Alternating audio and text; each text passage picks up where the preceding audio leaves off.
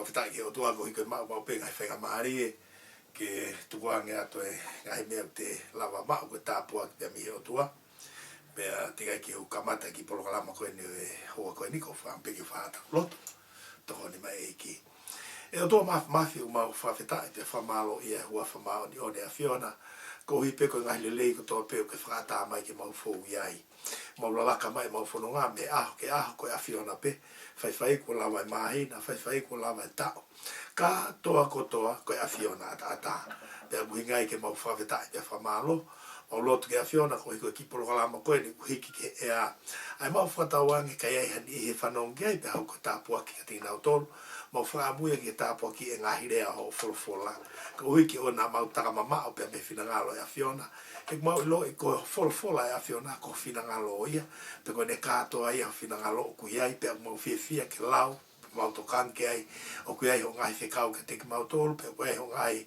a whakalakalaka ke mau mo ui pe kui ngai mau tokan ke o wholofola o pehea polokalamani mau lotu ai ke a Fiona ki toko ni mai ka ke ngata pehe polokalama ko ni mai polokalama ko toa peu mo hangatu he kahau o mau whia mau peki ke ngau e whakataha mo e a Fiona mau lotu ka te koe ke mau peho langi e ngai mea ko toa pe te mau whai ke hoko ngai mea ko toa pe mau whai o tua ke whahiki ke peho hua wha mau lotu pehe whawhau atu e si sukalais ko mau hiki Amen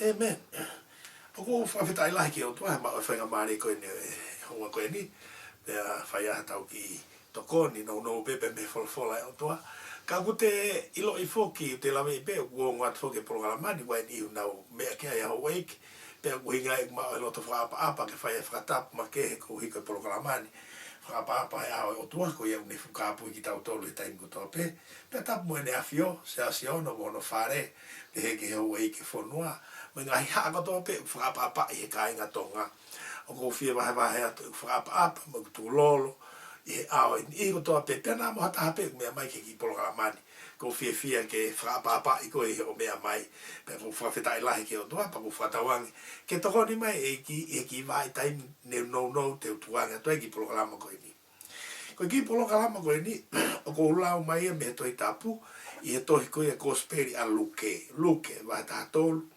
pe te ulau maha he ves me ai ko ves ko ia no ono uluaki o whai o au ke ves ko ia no hiva ko ngai vesi o peheni na ia ni ihi e kuonga ko ia na nau whaha ke te ia a kau kāleri aki nau tolu na e hui aki e pailato ho nau toto a e nau ngai whi lau pe wholofola si su o pehean ke te nau tolu o kumu mahalo na e angahala lahi a kau kāreri ko ia e kakai ko toa pe ko hui nai hoko ai me ani ke te nau tolu o ko tala ke te mo tolu o ku ikai pe kapau e kai te mo whakato mala te mo mala ia ko toa pe pe ko e toko hongo fulu maa toko walu ko ia na e taomia i e holo e wharere o i seiloa me pe a mate ai a ki nau tolu o mo mahalo ko kau anga hala lahi taha ia a ki nau tolu i he kakai furi pe na e nofo i Jerusalema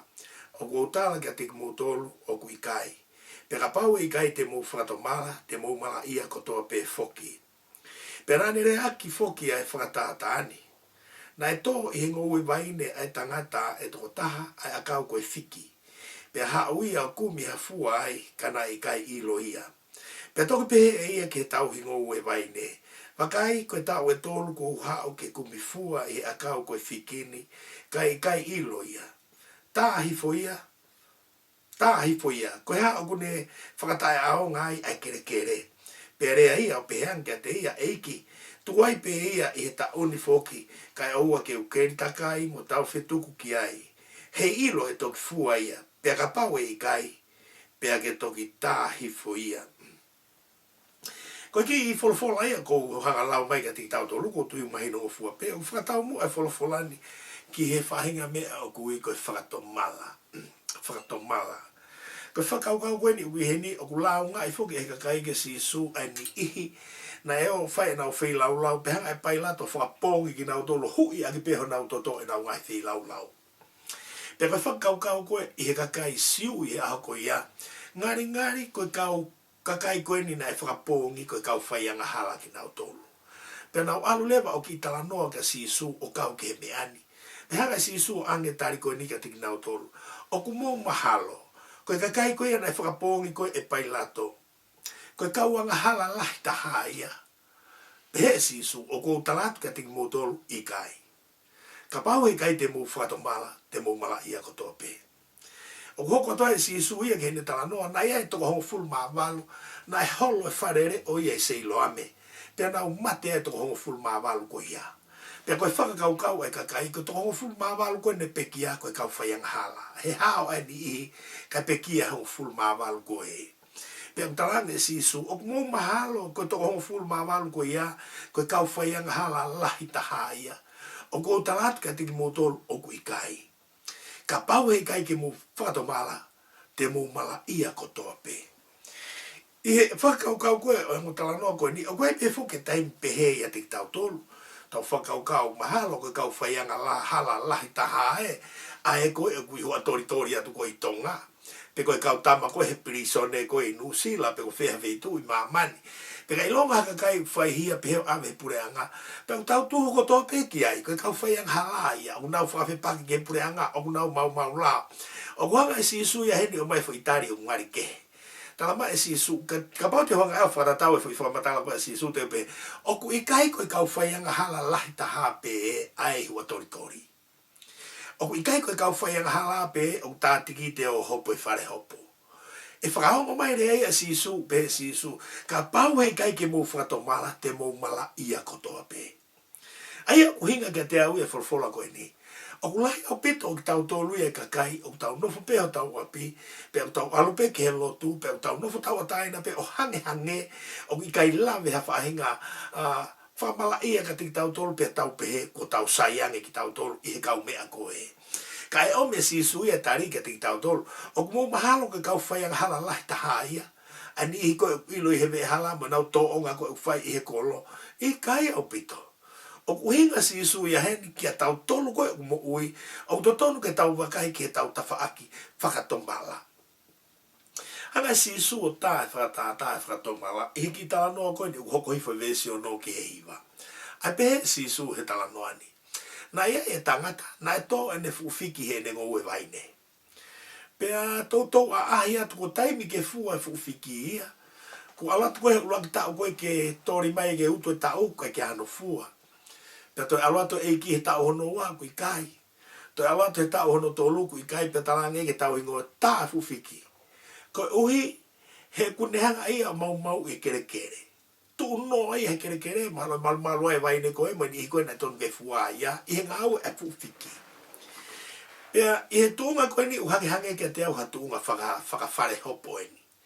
Hange ni ha tala tutu ni a whakamau o ki ai pe loea o ki ai pe moe ni ke he koe whakamau anga. Ko au ke taimi ko tu e whakamau ia I he fuwhiki.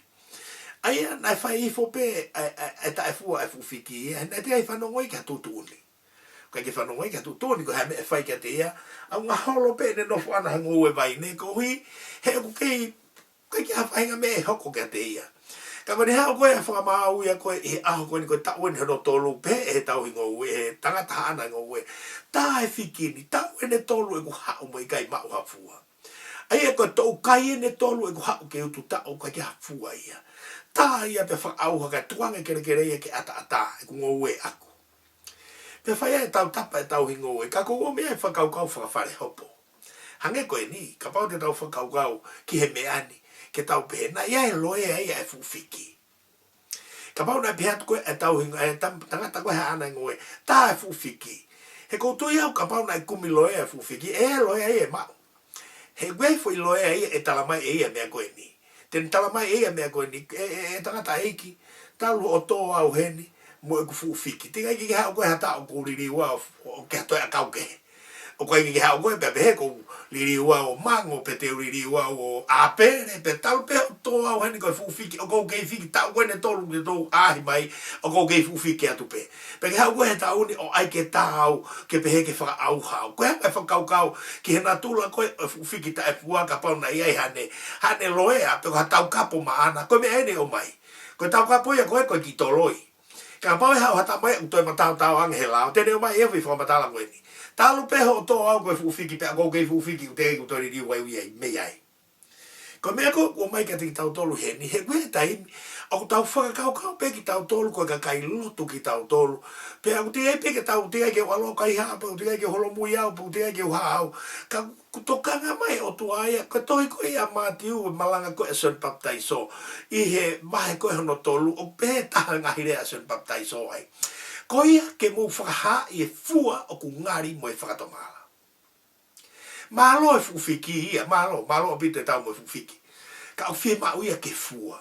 Koe tiki te ia, koe tae fua. Ka o ia koe tae mea utau ela peki tau tolu ia o fukaristiane. Ka koe ke asimaha fua ia. Koe malanga koe ason baptaiso koe na ne baptaiso e kau isleri, e ka kai koe o aho koe ia. Nai malanga sione pene talanga, whakaha i mai e fua o ku ngari mo e whakatomala. Aia koe mea koe koe whakatomala, o ki hano fua o nei asimai. He koe te imu tau lotu peke tau tolo o whakaukau tau kau he lotu, ai tau pehu tau fufiki. Tau pehu fufiki, kau kai asimaha fua ia, ta hala whakalere ki asimaha mo i fua ia, ke ngari koe fufiki. Koe mea uhinga ke whalawhala taranga he taunga kata koe hana, tā he koe ke hano fua, koe foi tiki te koe tae fua, o kai koe tae ririu, o tāpa pe ririu ia mango, pe mori. Koe kei fiki ai pe ka koe fie mau, nai kake tō ia ko no uhinga ke fufiki. Nai tō ko uhinga ke fua.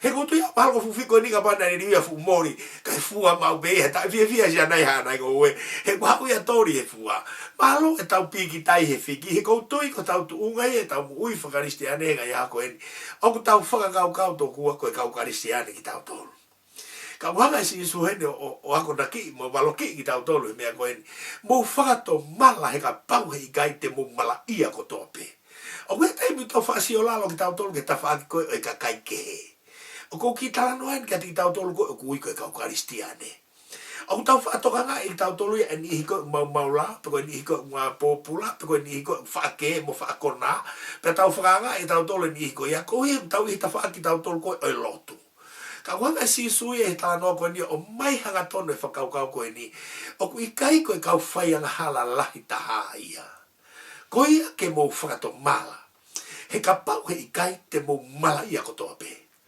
o ikai koe kau whai ang hala lai taha pe e ai koe nai hui ake pai lato nau toto e nau ngai pi lau lau. Ikai. He kutui ko ne hoko peha pai ka palapare mak pehe kia tau tau pe koe. Koe nunu ai na oi whai ang hala. Koe ne hoko peha tau ko mau si ang awe koe e whanau pe koe. Ha peha whai ka keisi e whanau awe ki pirisone. Koe tau lak malanga hake pe koe ki tau tolu koe ui kau koe. Koe atunga e oi whai ang hala. Ka utalama e si isu heni ka tiki tau tolu koe ia mou whakato mala. Ke tau whakato mala he kai koe mala ia kotoa, kai taha ia hao. O hinga si sui folfolani, ke tau lava wakai le rei ke tūkunga koe tau iai. Ka pau te uteo mai au hafo i tau kapo e taha, ke ange mai fufiki. E o mai fufiki e fui tari koe ni. E tangata eiki, tau loho toa au heni he ngou e mo tu uai pe ai. Tikai tiki hao koe hatau ko hui kia tu mai he ngou e a mea. Tikai ki hao koe hatau ko hui kia ka whitu ke. Talu pehe o toa au hongo e ko kei tu uai pe o talango fua ke mea na ke whai. O tu uai pehe lo tongo ue ai. O tu uai pe koe fufiki pe o tu mau kai ke uto hiki olo. Ko melo ko mai ka ti tau tolu e folfolai ya.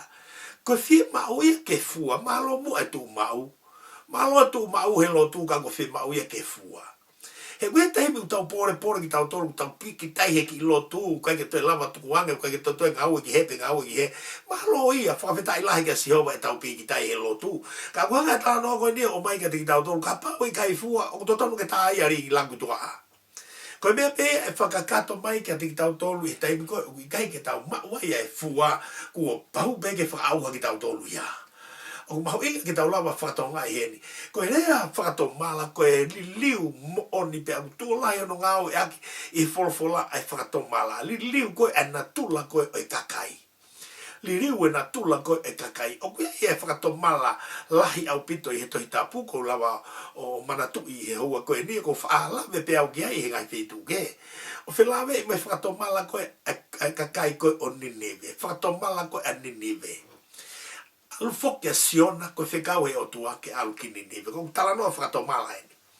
Pe alu a siona ia o i kai alu ia ki Ninive, kai hola ia he waka ke alu ia ki Tāsis. Pero ne algo ki alu tasisi o toki hanga he o tua ai o whakawhetau laki e siona pe ari ki tahi pe folo e ika pe au me siona o puaki mai ki uta ki alu malanga ki ni nive. Pe alu le pa siona o whai ene malanga ki ni nive. Alu koe a siona, ka pauti ke mea rei ki he talano koe ni ki tau sio ke mea koe ka whato mala. Ko siona eni, koe palofita, te upehe pe ako siona koe palofita whakaholo mui. A siona, koe tamai nai holo mui. Whikau heo tuange alu ni nive alu e ki tasis. Peko ne toki palopare mai ia koe o foki mai o folo ia heika. Peko hono puaki mai koe heika a siona ki uta. Ki whakaukau ke mea koe ni. Koe puaki mai koe o siona koe ne hau ana me manaba o ika lahi. Hau me fatu koe o ika.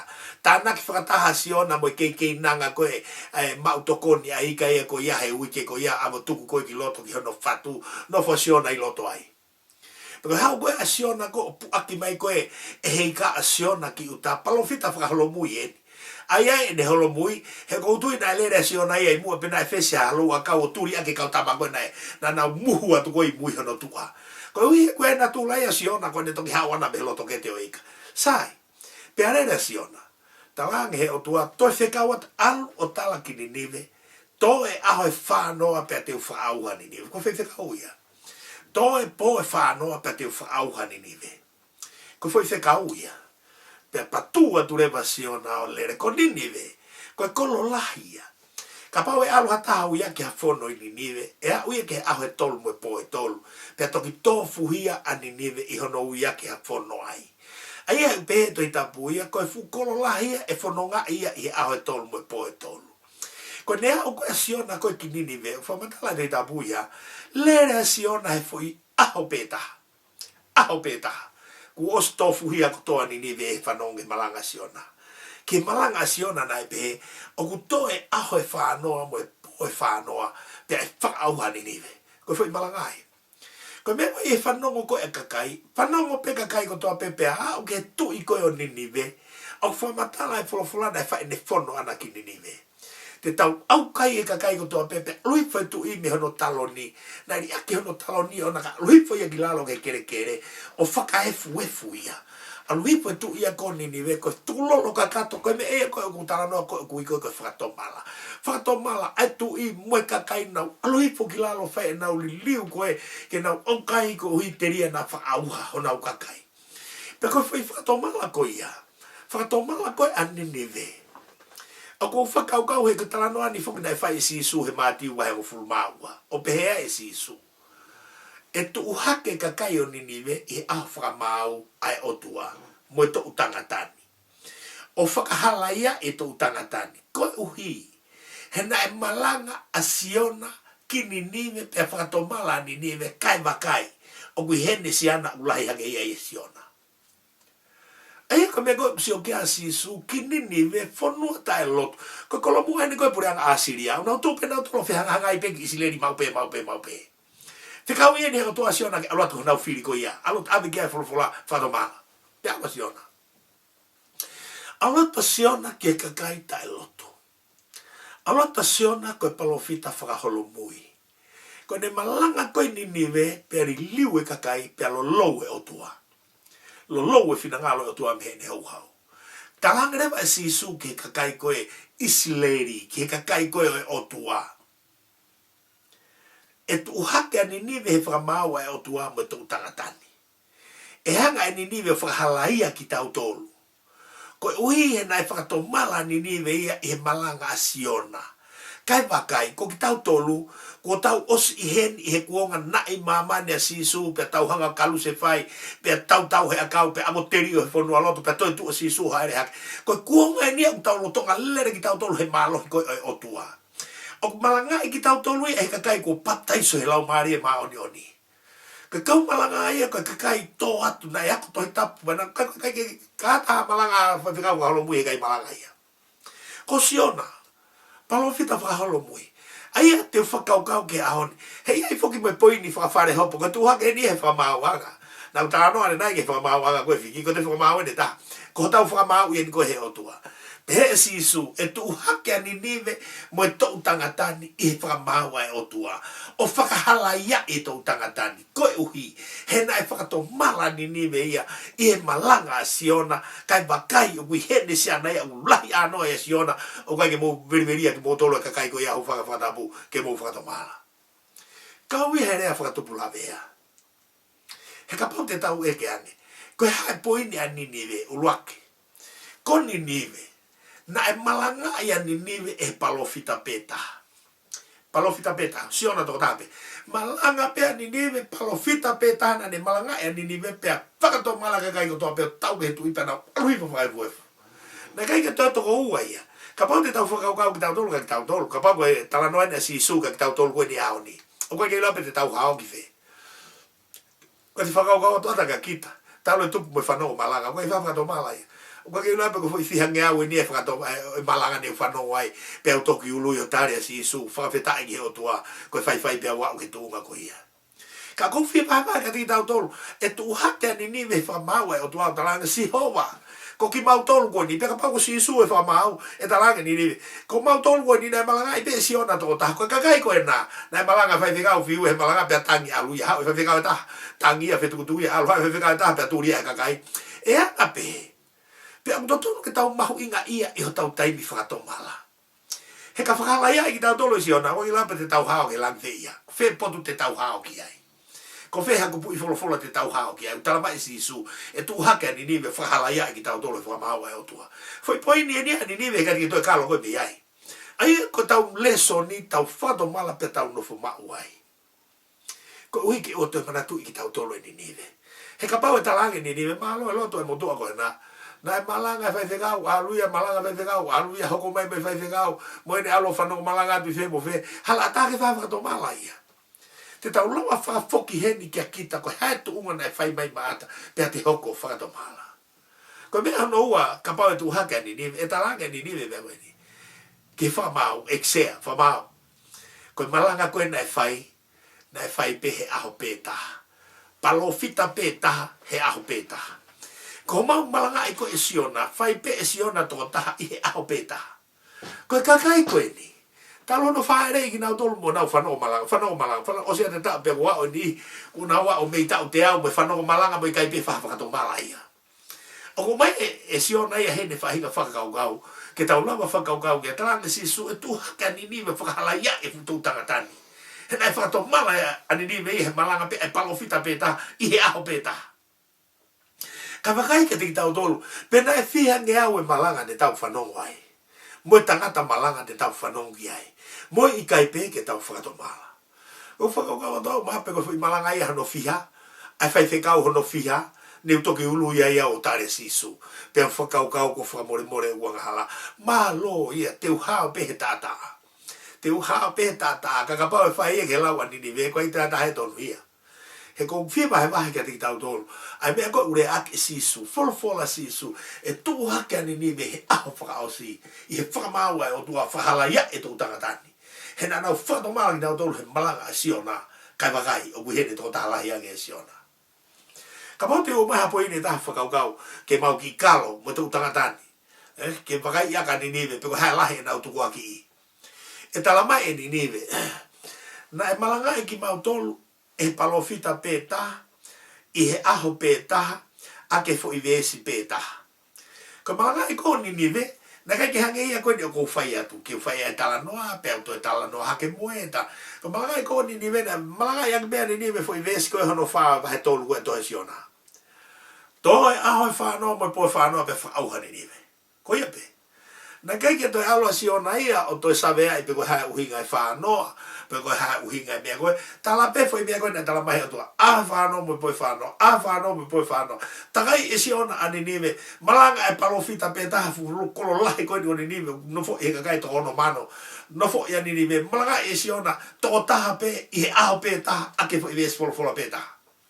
Pea ko fie, tau kawe, kia te koe koe ke toka ngahi fo ke ki polo kalamani, a e ko whaamuange, ke tau ki whakakaukau, ke mea toka ngia ki fola e aho ni. Whato mala. Mo whato mala e uofi e pure anga e langi. Ko malanga ia ko o mai beto i tapu. Ko la ko asione ko pa so mo whakaha i mai ai fua o ngari mai whakatomala. E ka inga, ka pau ke mea hifu ki polo kalamani, o ko wahe. Ko whakatomala e wahano fua ia ona. Ko whakatomala o ko wahano fua ia ona. Kono ohi ko fua e whakatomala na ha mai ko me nini ve. La vea e loto e kakai pe tala e tu ike au kai e kakai ko toa pe wa ke whamano. Pea i kai ke ngatai, ko tala noa koe e wholofola ke tu i o nini ve, na ne mamahe me hono taloni. Mamahe me hono taloni o alui foi stepu i lalo i tu a he whare. Me alui foi tu i ko nini ve o tu he kere pea ne tohoto he kere, o kafu aki e whakaefu efu. Ke uhinga ko e ne tukulolo, ko e ne whakatomala, ko e mea mooni.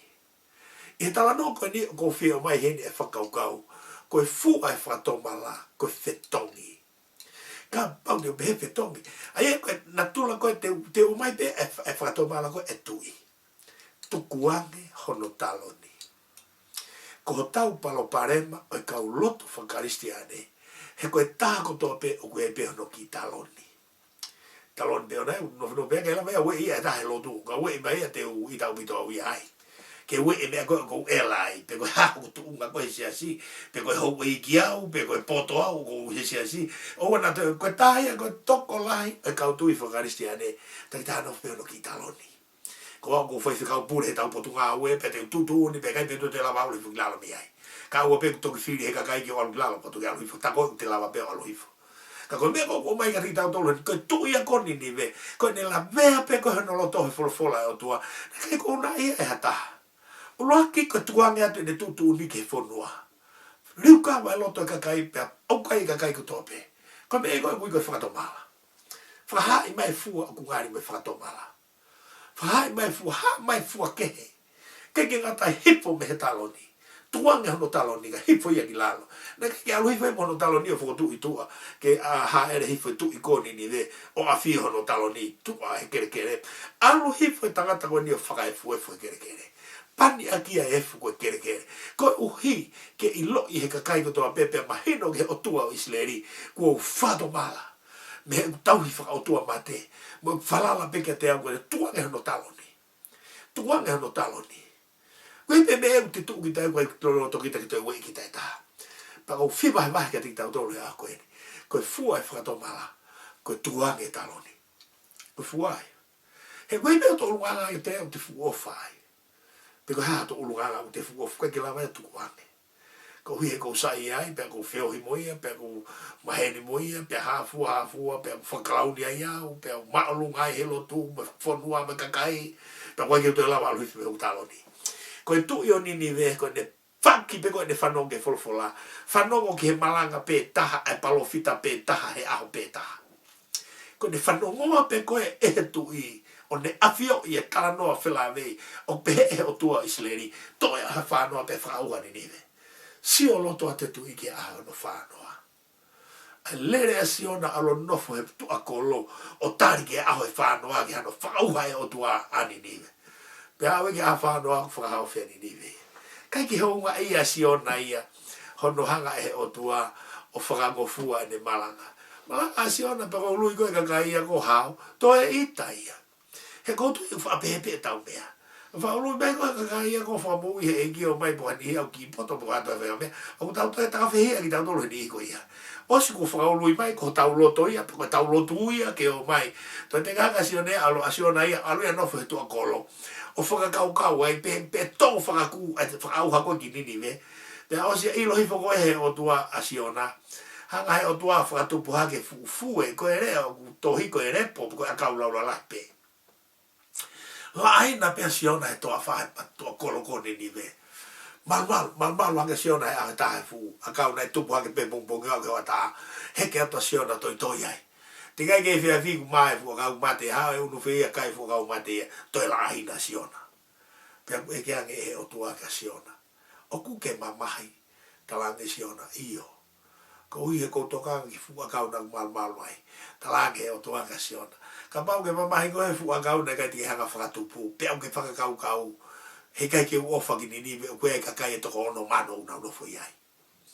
Ko fu repo koe na. Pe koe fu e koe na kai tiki hanga whakatupu. ko fukakai ko na whatomala te whamui au nau tolu. Ko whamalo lahi ke o tua, ko whahinga whakaukau koe ni ngau e ko e wholofola, ai pehe ko e sisu ke kakai, e tuha ke kakai o ni vea whahala ia e tō tangatani. He nā rau whatomala ki nau tolu pe ta whoki ke o tua, i he malanga, ai palofita pētaha, i he aho pētaha, i he whoi vēs pētaha. Liliu katoa ni vea, whatomala, pea hae fua e whatomala. Ko Ninive ia ko Kolomua ia ko Asiria. Fu kololahia Ninive ia. Nau whato mala he malanga pe siana pe. Takai te atahe te whano loto ko tutu ni tu ia. Ko ne wholofola e tu i o Ninive ko lao ia pe ko mui kia kakai o toa pe. Pe whia lao e nau mau e alo ofa ko e o tua. Talange si suwe tamai heni utoi lahia nge e siona. Ka koe toha ngia kakai. Pe hau katoa si suia i he mahe tahaua pe koe e mātiu pe si suia iai.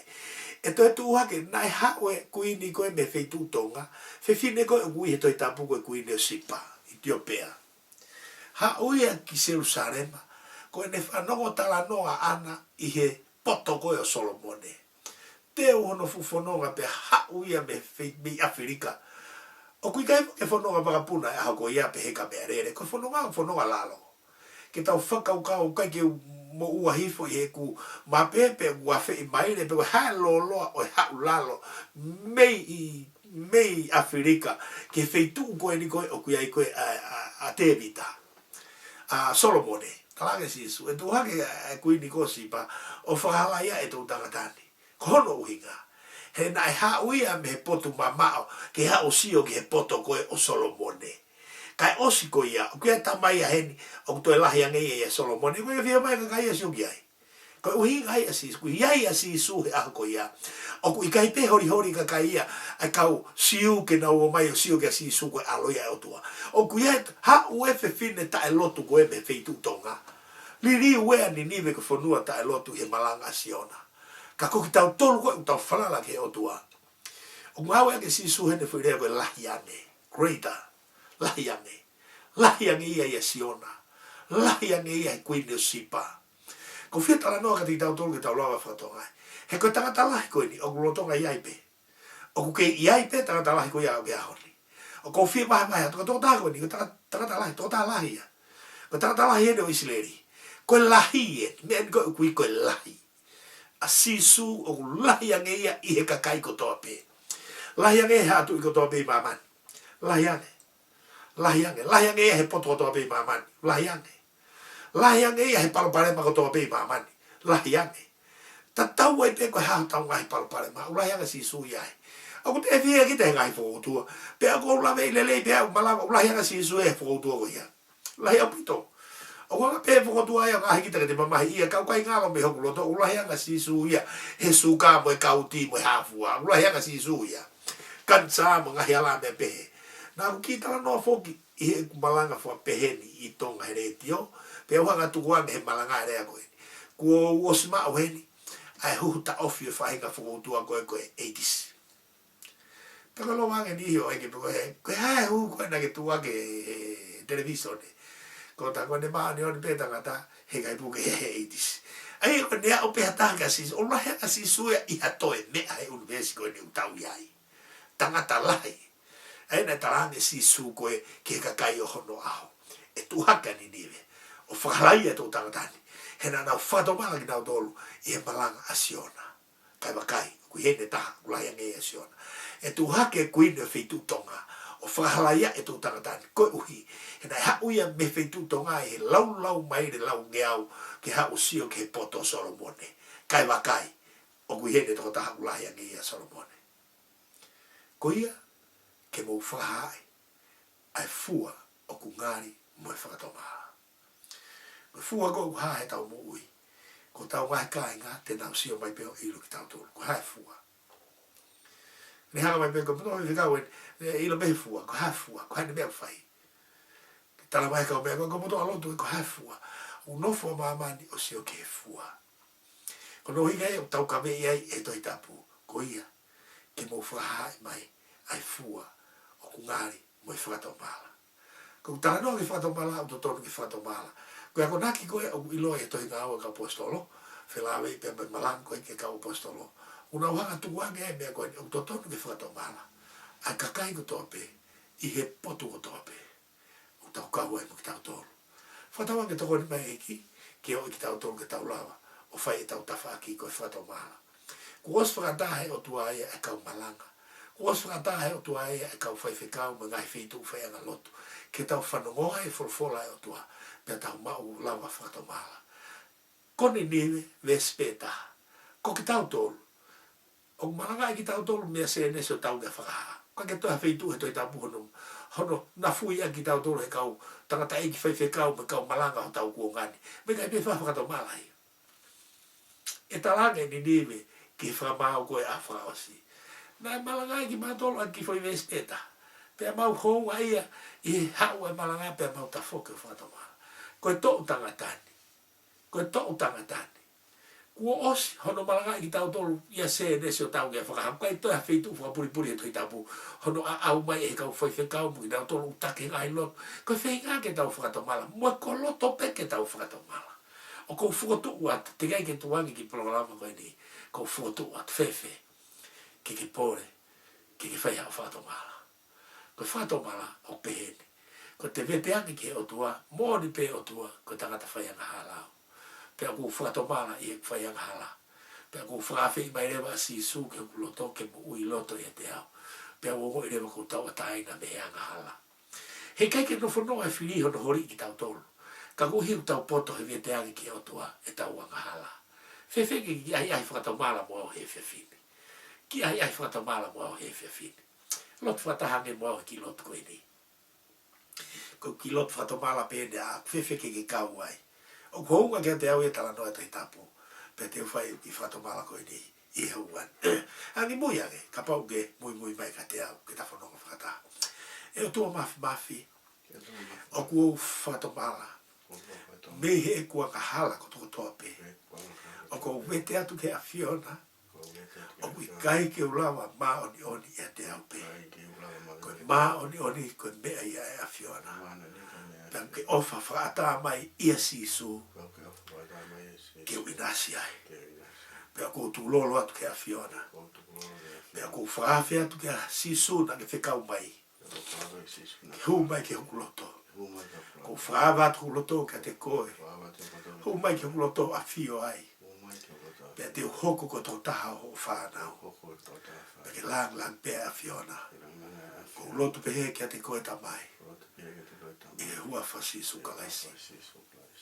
Amen. Amen. Ka pauna ke mui mai he lotu koe nang wahe atu. Koe tangata pau koe pewhewhine oi pure anga e otua. Ke kau e whakatomala. Whakaha i rewa fua ngari me whakatomala. Koe haa hoto na tula motua. Ki ririwia. Koe haa to talo ni ki tuwange ia. Ka te aluhifu ki takilano. Koe whakailonga le leita haia. Ki hataha kua ne whai e whakatomala. Ka mata rewa ki sio ia e hono hala koe aluhifu ki lalo. O mumea e o whai ki tau tolo e otua. Ko fōu mai koe a sisu ko whai o tau whamoi. Nai aluhifu e hala u hanga ki lalo. Ko tau whenga koe a tau tolo koe ke poreanga e otua. Ko hala ia ki ai u hanga ia ki lalo. Ko nau koe o kuia ia sisu na hifo ia mea nai alu ki lalo. Nai aluhifu me hono tunga toa aluhifu tangata niliu mea aluhifu karemarea kaluse whai alu ki whai toka.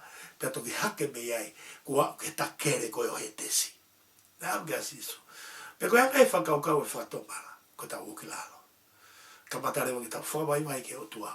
Ka mata ki tau tūlolo ke ne wholofola. Ki e fu uta wholofola koe ki tau whanongi e wiki hono. Malanga ia ki tau tolu. Ka sio ki ni niwe na malanga ia ke ves petaha.